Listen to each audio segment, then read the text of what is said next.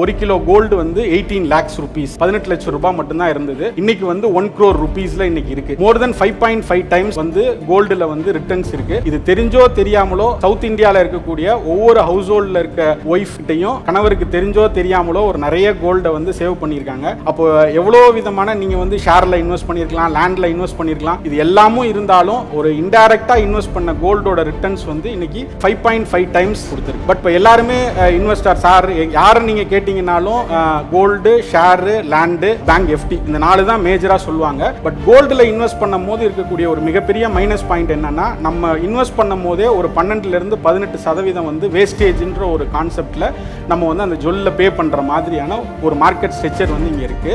காயினே நீங்க வாங்கணும்னாலும் 4 to 5% பே பண்ற மாதிரி இருக்கும். அப்போ என்ன ஆகுதுன்னா, நம்ம இன்வெஸ்ட் பண்ணுற அமௌண்ட் ஃபஸ்ட்டு ஒரு 1 இயருக்கு அப்புறம் தான் அதோட ரிட்டர்ன்ஸ் கொடுக்கக்கூடிய மாதிரியான ஒரு நிகழ்வுகளாக இருக்குது.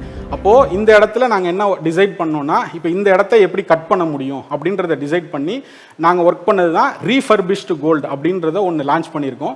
இது பியூர்லி எப்படின்னா, கோல்டை வந்து ஜென்ரலாக இன்றைக்கி வந்து ஒரு லேண்டில் இன்வெஸ்ட் பண்ணுறோம், அதை திருப்பி ரீஇன்வெஸ்ட் பண்ணும் போது அது நான் ஒரு லேண்ட் வாங்கியிருக்கேன்னு சொல்கிறோம். அதே வந்து ஒரு கார் வாங்கியிருக்கும் போதோ இல்லை வந்து ஒரு ஷேரில் இன்வெஸ்ட் பண்ணிவிட்டு இன்னொருத்தவங்க இன்வெஸ்ட் பண்ணும் போதோ அது எதுவுமே பழசுன்னு பேசுறது இல்லை. ஆனால் இந்த கோல்டு மட்டும் ஒருத்தவங்க யூஸ் பண்ணிட்டு அதை இன்னொருத்தவங்க யூஸ் பண்ணும் போது இங்கே பிராண்ட் பண்ணியிருக்காங்க ஓல்டு கோல்டு அப்படின்னு சொல்லிட்டு ஒரு பிராண்ட் பண்ணி, ஓல்டு கோல்டுனாலே அது வந்து யூஸ் பண்ண முடியாத தங்க நகை, அதை இமீடியட்டாக மெல் பண்ணணும் அப்படின்ற மாதிரி ஒரு ஐடியாலஜியை கிரியேட் பண்ணியிருக்காங்க. கோல்டில் ஓல்டுன்னு ஒன்று எதுவுமே கிடையாது.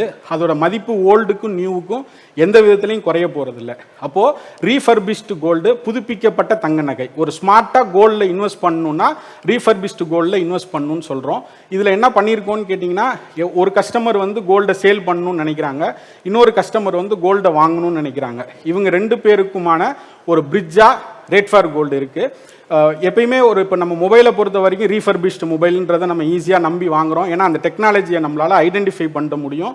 அதை எப்படின்றத புரிஞ்சிக்கிறதுக்கு டெக்னிக்கல் எக்ஸ்பர்ட்ஸ் இருக்காங்க. 1 கிலோ கோல்டு வந்து 18 lakhs rupees 18 லட்சம் ரூபாய் மட்டும்தான் இருந்தது. இன்னைக்கு வந்து 1 crore rupeesல இன்னைக்கு இருக்கு. மோர் தென் 5.5 டைம்ஸ் வந்து கோல்டுல வந்து ரிட்டர்ன்ஸ் இருக்கு. இது தெரிஞ்சோ தெரியாமலோ சவுத் இந்தியாவில் இருக்கக்கூடிய ஒவ்வொரு ஹவுஸ் ஹோல்ட்ல இருக்க ஒய்ஃப் கிட்டையும் கணவருக்கு தெரிஞ்சோ தெரியாமலோ ஒரு நிறைய கோல்டை வந்து சேவ் பண்ணியிருக்காங்க. அப்போ எவ்வளோ விதமான நீங்க வந்து ஷேர்ல இன்வெஸ்ட் பண்ணிருக்கலாம், லேண்ட்ல இன்வெஸ்ட் பண்ணிருக்கலாம். இது எல்லாமும் இருந்தாலும் ஒரு இன்டைரக்டா இன்வெஸ்ட் பண்ண கோல்டோட ரிட்டர்ன்ஸ் வந்து இன்னைக்கு 5.5 டைம்ஸ் கொடுத்துருக்கு. பட் இப்போ எல்லாருமே இன்வெஸ்டர் சார் யாரை நீங்க கேட்டீங்கன்னாலும் gold, share, land, bank, FD இந்த 4 தான் மேஜரா சொல்லுவாங்க. பட் கோல்டுல இன்வெஸ்ட் பண்ணும் போது இருக்கக்கூடிய ஒரு மிகப்பெரிய மைனஸ் பாயிண்ட் என்னன்னா, நம்ம இன்வெஸ்ட் பண்ணும் போதே ஒரு 12 இருந்து 18% வந்து வேஸ்டேஜ்ன்ற ஒரு கான்செப்ட்ல நம்ம வந்து அந்த ஜொல்ல பே பண்ற மாதிரியான ஒரு மார்க்கெட் ஸ்ட்ரக்சர் வந்து இங்க இருக்கு.